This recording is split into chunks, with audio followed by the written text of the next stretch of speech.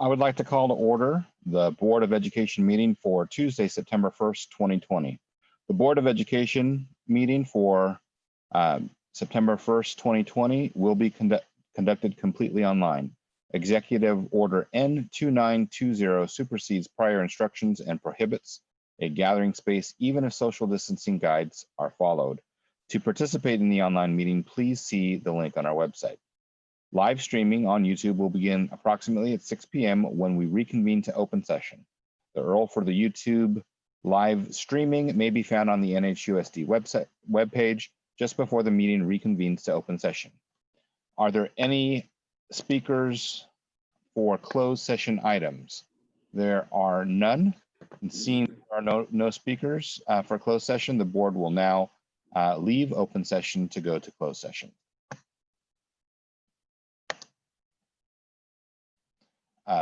We're reconvening to closed session. Dr. Thompson.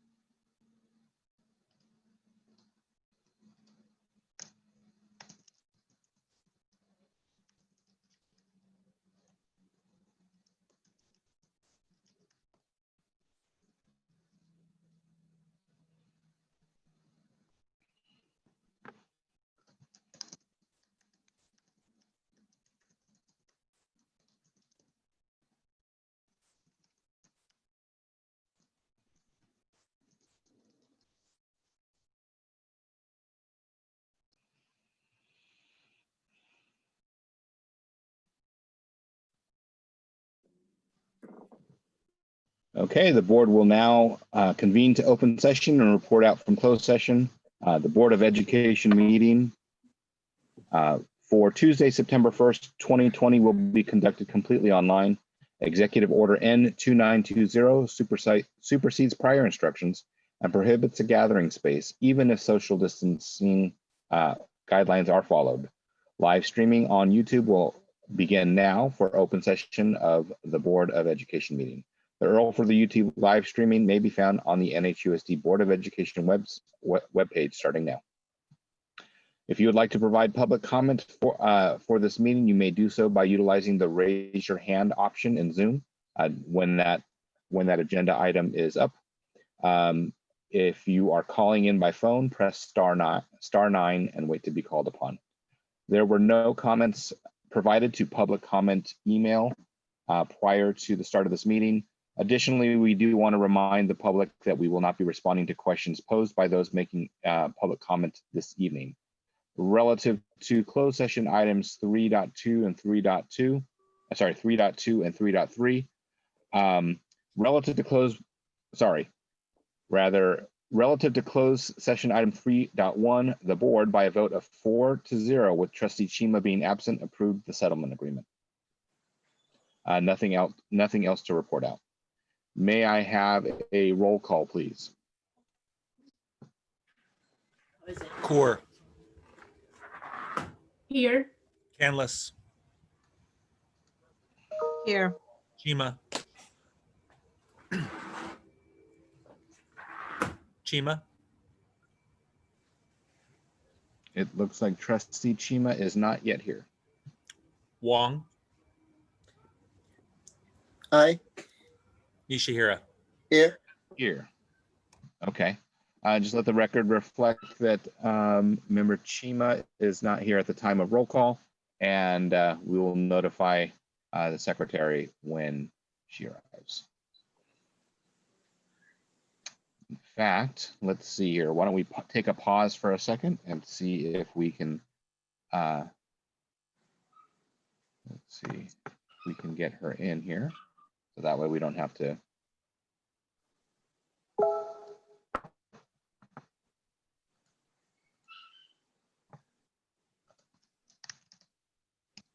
Okay. All right, well then with that, we do have a quorum here, so we can continue going.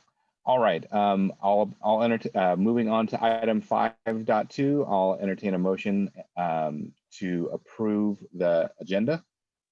So moved. I'm second. Roll call. Core. Aye. Canlis. Aye. Chima. Wong. Aye. Nishihira. Aye. Okay. Moving on to 6.1, which is public comment. Let me just take a look at the attendees here. In fact, why don't we take a 3-minute recess and see if we can't get member Chima into the meeting. So we'll stand at recess for about between 3. Oh, there she is. Trustee Chima has joined us. Okay, so we can now continue. All right. Moving on to 6.1, because of COVID-19 shelter-in-place order, the district has provided the opportunity for community members to address the board via email at public comment at nhusd.k12.ca.us. The deadline to submit requests was today at 2 p.m. Prior to the deadline, there were no comments received via public comment by this email address. Are there any other community members? Are there any community members that wish to speak, address the board with topics that are on the agenda? Please raise your hand. And if you are dialed in, please press star 9.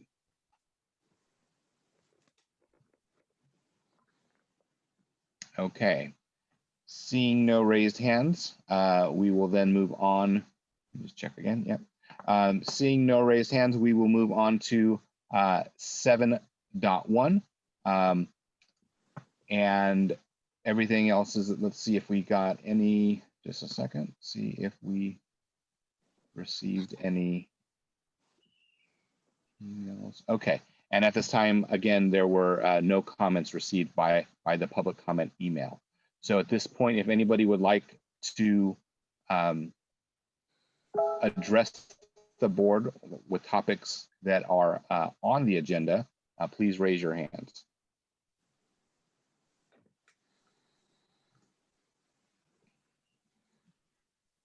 Okay, seeing none, we will move on to item 8.1, which is items from the board and superintendent.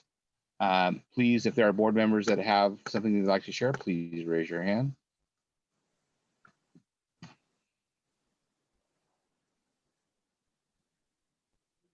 Okay, I don't see any hands raised. Oh, there we go. Member Core.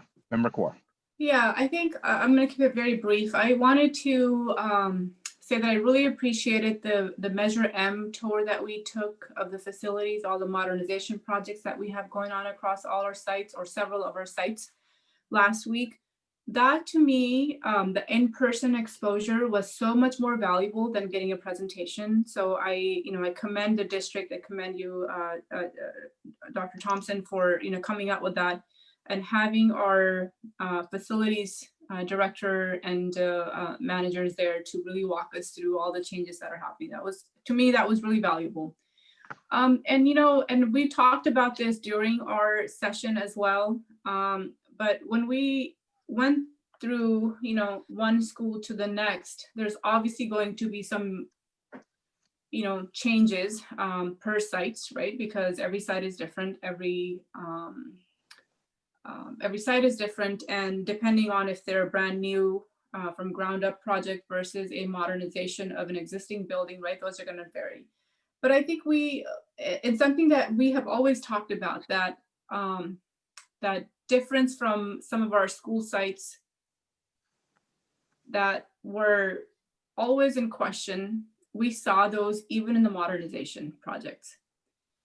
And I think that just hit home even more for me, because we always talked about it, we always heard it, we always knew it, but then to actually see it in real life, I think I was a little bothered and taken back by that. Although we're making a lot of modernization, a lot of changes for the benefit of our students, but I do think that we need to think long-term for every site to get the best for their, best bang for their buck. And sometimes if you're looking at it from just one particular site, folks that might be involved in that are giving or only hearing what they think they need without knowing what else is available or what could potentially be a better option for their site. They may not be able to make those decisions. And I think we also talked about having that somehow tie in at the district level, so we know that every site is getting the best possible, right? Well, obviously with local feedback. I loved what was happening at Pioneer. I loved what had happened to the makerspace at IVC, but I don't think we can replicate those kind of things at CCMS, right? That makerspace space that we saw.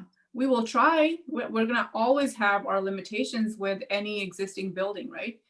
But I think that's what we have to think outside of the box and say, why couldn't we just put in a standalone makerspace building? There's plenty of space at CCMS too, right? Why do we have to use that existing site and not put in a brand new, like they have that gym, the multi-purpose space, things like that. I think I don't want to dwell on the same comments that we talked about during our tour, but I think what I'm getting at is that we definitely saw a difference between some of our East schools and some of our West schools. And we cannot carry those on for too long. We need to be able to say, the next the committee that we're going to form, or next set of dollars that are being spent for Measure M, they need to be monitored and looked at differently than how they were allocated in that last modernization project. So I'll just leave it there, but I love the fact that we were able to walk through those spaces and actually visualize how it's all going to turn out.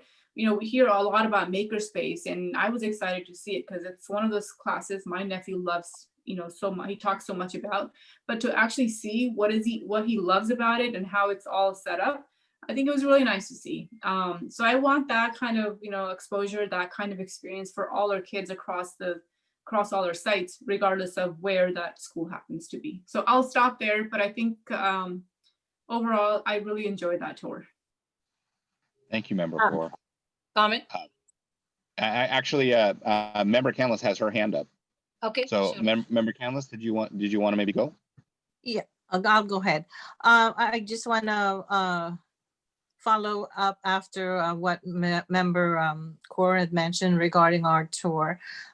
It was a good decision for the superintendent to take us to actually see what is happening in our school sites and let people, the community, know that it is moving along, and would like to thank them for supporting us in this project. I also want to emphasize what she's mentioned regarding the long-term planning. It is so important that we need to look at this as a bigger picture and have a vision of what it could be, not just for now, but what it could be in the future. I'm not going to continue to talk about that because Member Kerr already did a great job. So thank you for doing that. The other thing is I would like to continue to thank the community, our staff, teachers, students, for their patience and flexibility, because things seems to be continue to change and new challenges and of course successes continue to come up out of nowhere sometimes. And I'm thankful that this community, our superintendent and the staff and the teachers are so patient in trying to come up with solution as they rise up for us to make sure that our students get quality education. Also, and the last thing is perhaps maybe Dr. Thompson could share a brief update on our successes and challenges the last few weeks of schooling. Thank you. Okay. All right. Member Shima. Yes, thank you, Member Kaur, for bringing in this discussion. I have been, since I have been on the board, longer, so I have visited our facilities even before. Although it appears from this conversation that some of our schools, or maybe especially Cedar Shire Middle School, does not have the maker space, but we have in the past tried to distribute the funding equitably. So I know there were 2 special science wings, they were made in Cedar Shire Middle School, which Alvarado Middle School did not have it. I mean, IVC Middle School, they did not have it. So we are trying our best to distribute or support our schools equitably for a long time. And there needs to be, more needs to be done. Also, I think it's a good idea if and when it's possible to visit some of the other area schools, for example, in Hayward, in Fremont, in Newark. So I have done it.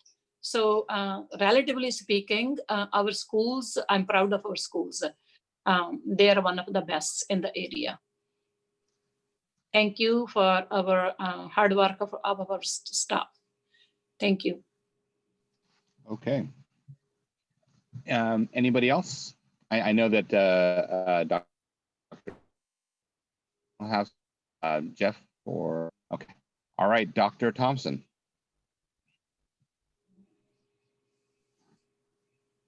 If you're talking, you're muted. Let's see here.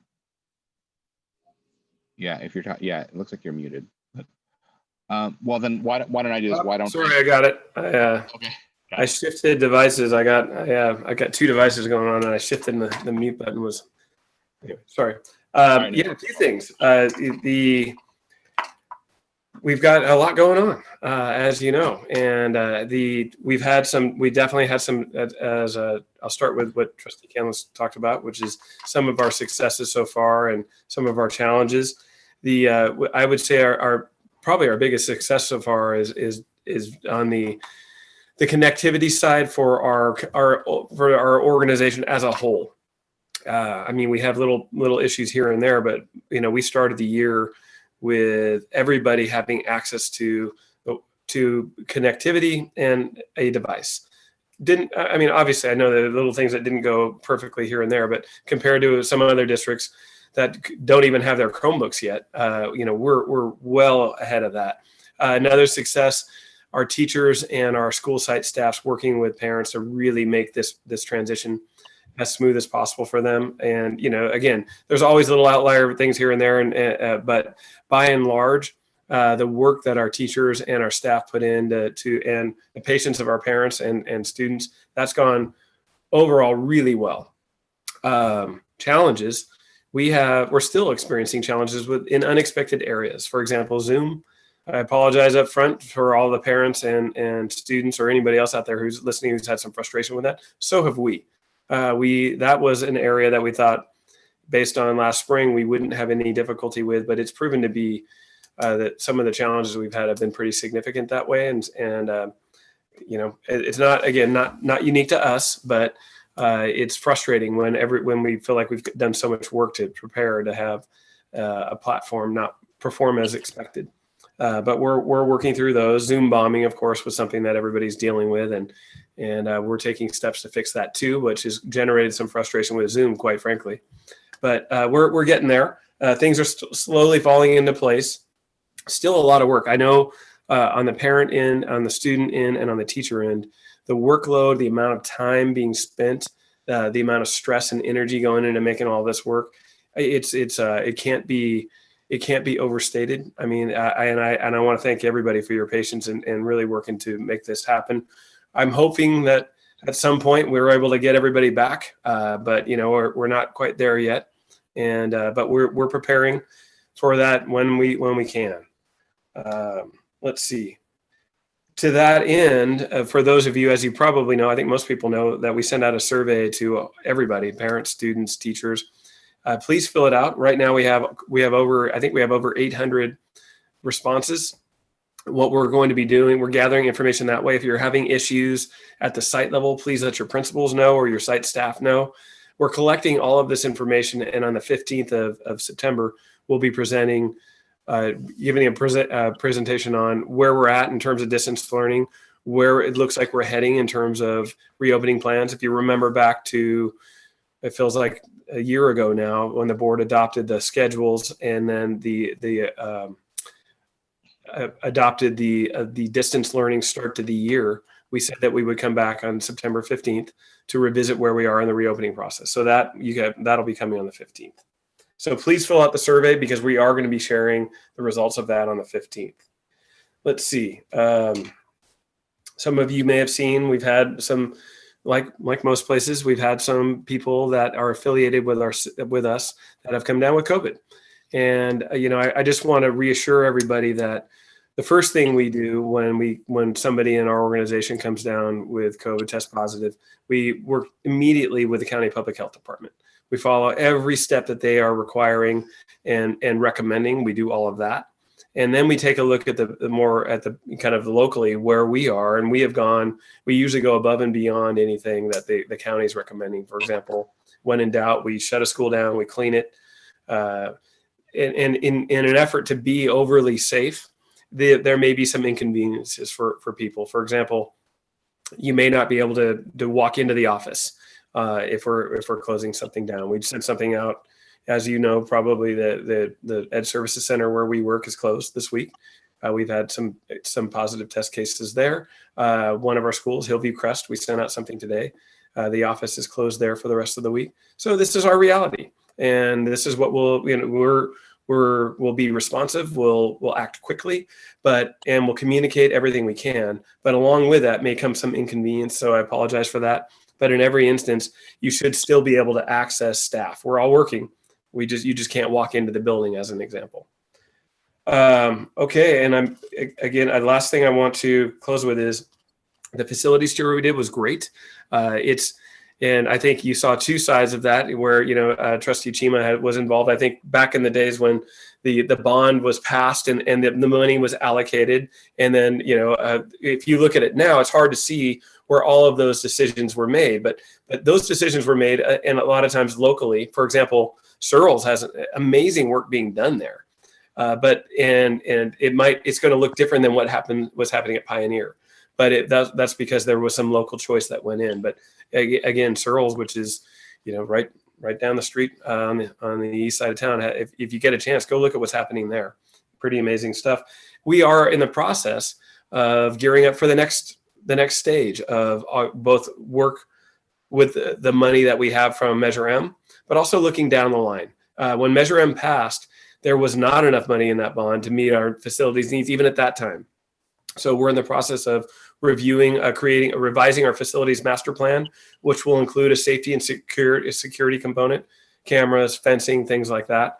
And that within this year, we should have that done and really be able to revisit how we're using our money, where our needs currently are, and what our future needs are. So looking ahead to see where our facilities need to go. That's the plan. So I'm excited about that. Again, I want to thank everybody for your patience. And I think I've covered everything I wanted to talk about. So thank you. Okay. All right. Okay, Member Chima. Thank you for giving me the opportunity again. Let me lower my head.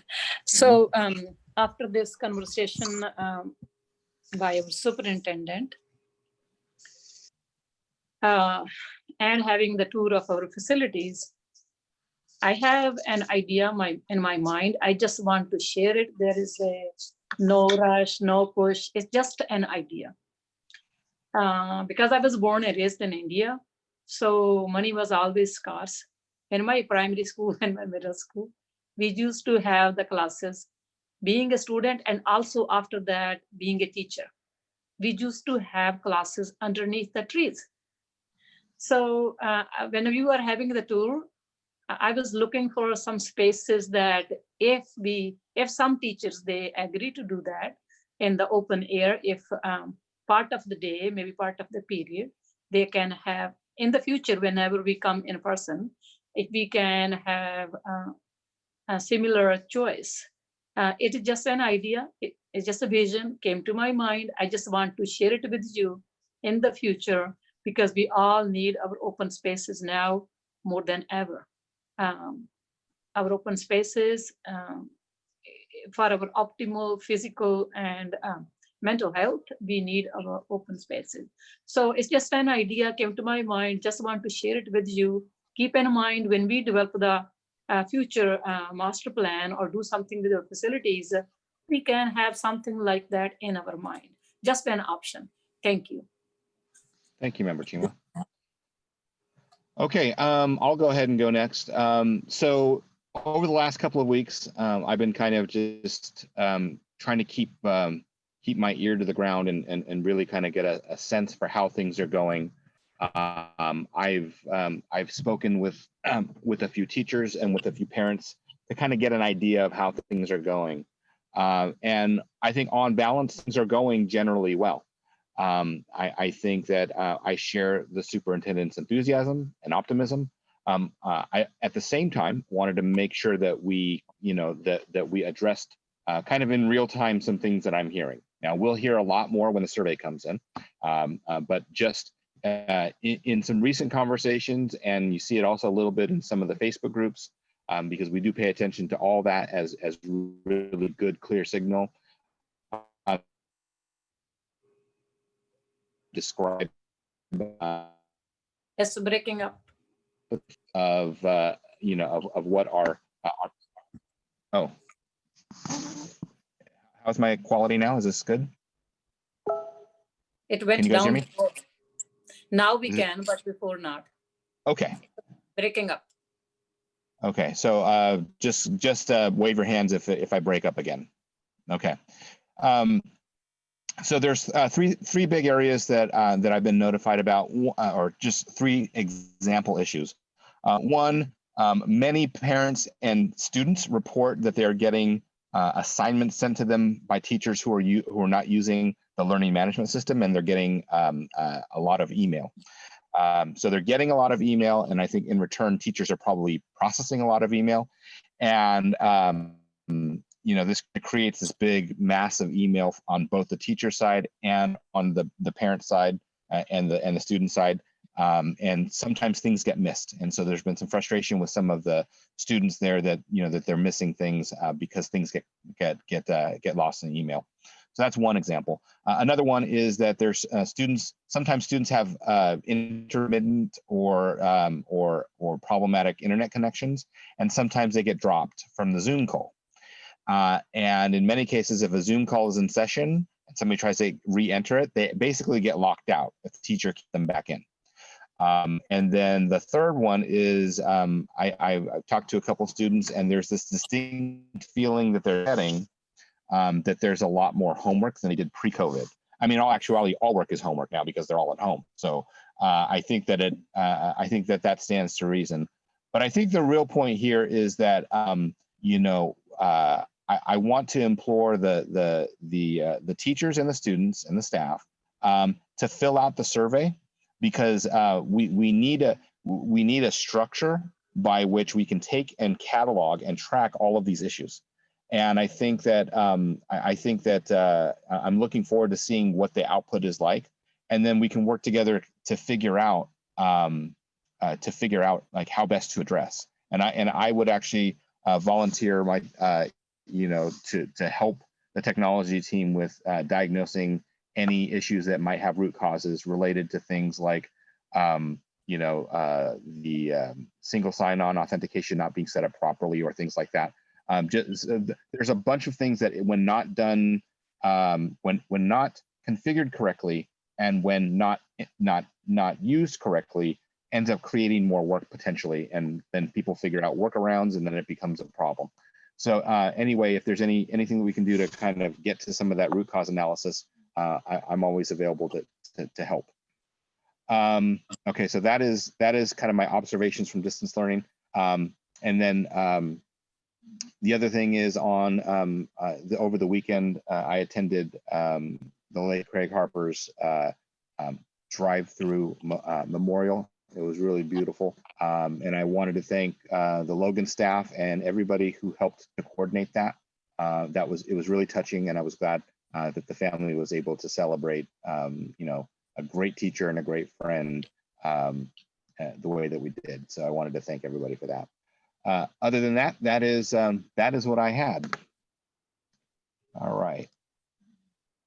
So now moving on to item 9.1, we will have a readout from the Budget and Finance Committee.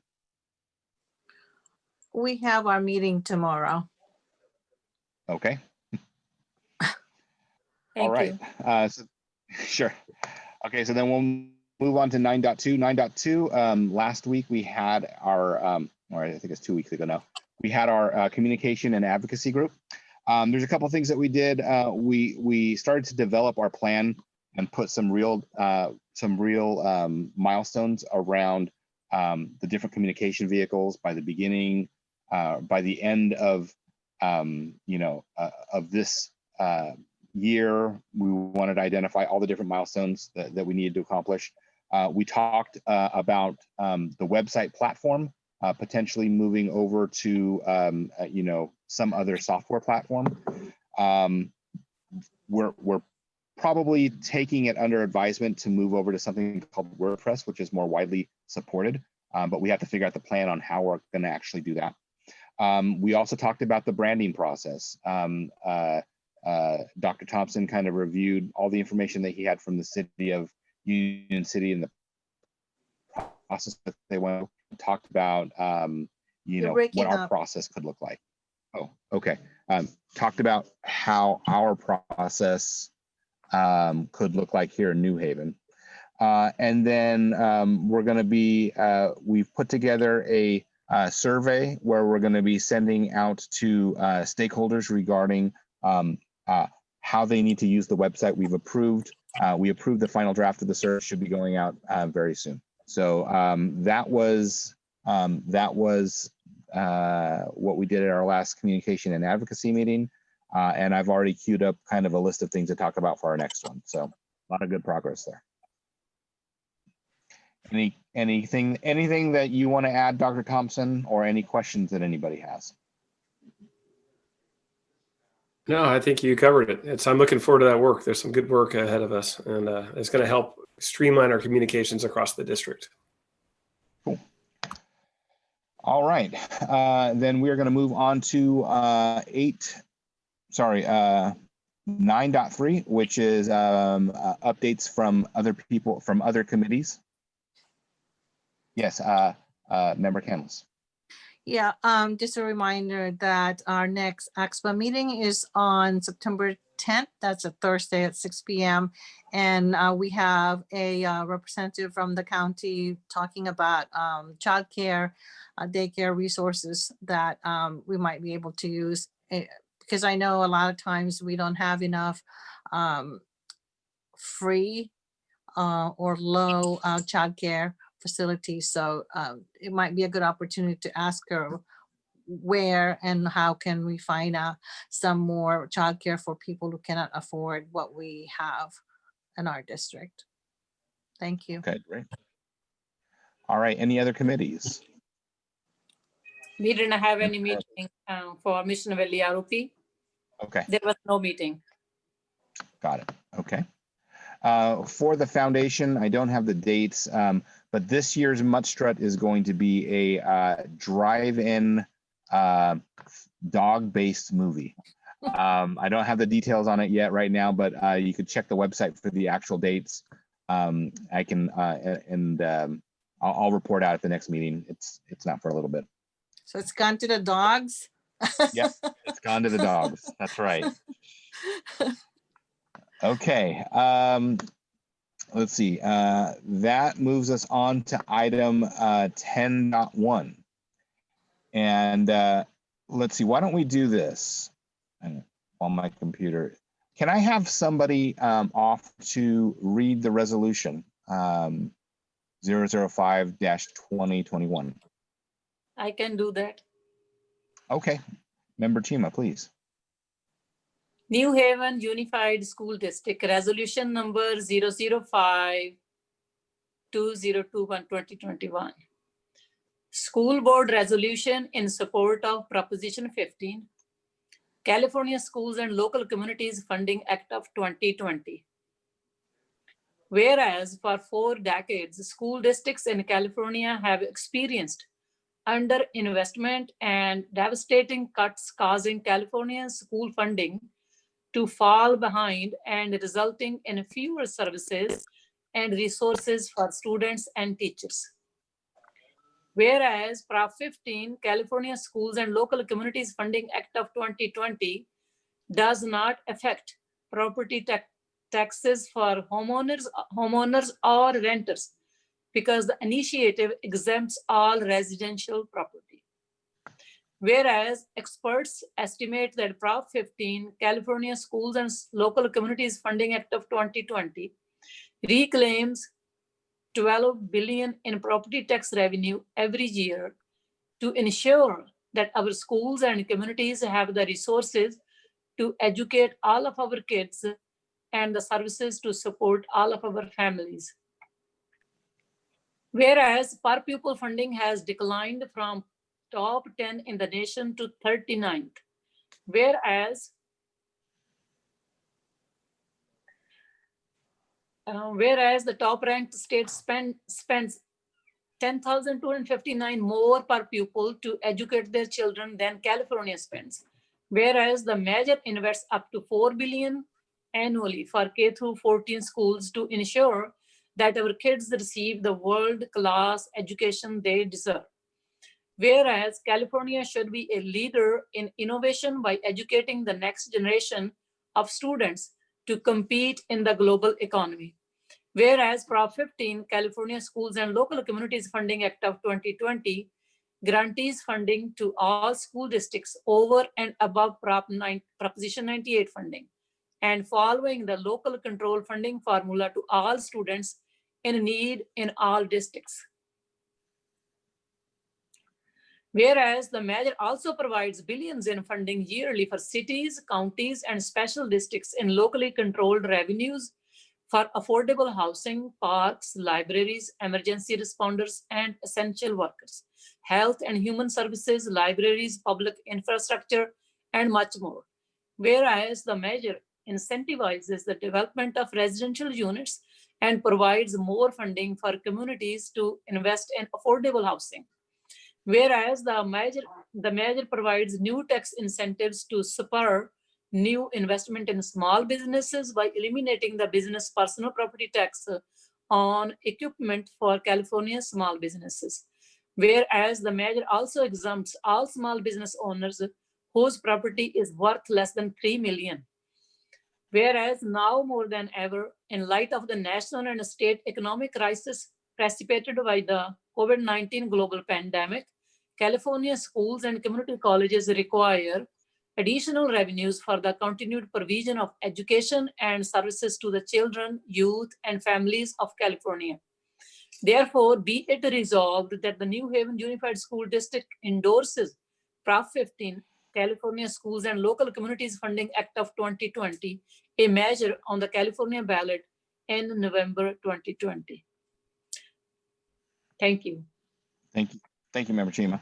May I have a motion and a second to approve Resolution 005-2021 in support of Proposition 15, California Schools and Local Communities Funding Act of 2020? So I moved. Second. Okay, so Member Canlis and then, Member Chima and then Member Canlis. Yes. Roll call, please. Oh, sorry, discussion. Only thing is discussion that when our CBO, Anat Heldman, presented us some numbers which were not, they're not fixed, they're just in place numbers for now. But still, I felt like they are, schools are getting less share in the overall big picture. I wish that whenever this measure passes, we will be able to have more help for our school districts. Thank you. Thank you, Member Chima. Okay, no further discussion. Roll call, please. Or Aye. Canlis, Aye. Chima, Aye. Wong, Aye. Nishihira. Aye. Moving on to item 10.2. May I have a motion and a second to approve? Oh, hang on. My computer's, there you go. May I have a motion and a second to approve the MOU between NHUSD and NHTA? So I moved. move. I'm a second. So that was Member Canlis and then Member Wong. Okay. Discussion, please. Okay. Roll call, please. Or Aye. Canlis, Aye. Chima, Aye. Wong, Aye. Nishihira. Aye. Moving on to item 10.3. May I have a motion and a second to approve the contract addendum with Centro de Servicios for 2019-20 and 2021? So moved. I'm second. Okay, so Member Canlis and then Member Wong. Discussion. Roll call, please. Or Aye. Canlis, Aye. Chima, Aye. Chima, Wong, Aye. Aye. Nishihira. Aye. Okay, moving on to item 10.4. May I have a motion and a second to ratify the consulting agreement for food and nutrition services? So moved. Second. Member Canlis and Member Core. Discussion. Roll call, please. Core, Aye. Canlis, Aye. Chima, Aye. Wong, Aye. Nishihira. Aye.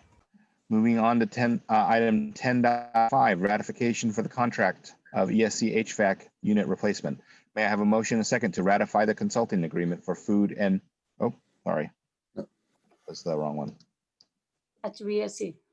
Yeah, so 10.5, may I have a motion and a second to ratify the contract for the ESC HVAC unit replacement phase 2 project? I So move. moved. Okay, Member Wong, Second. Member Canlis for the second. Discussion, please. Roll call, please. Core, Aye. Canlis, Aye. Chima, Aye. Wong, Aye. Nishihira. Aye. Moving on to consent agenda items.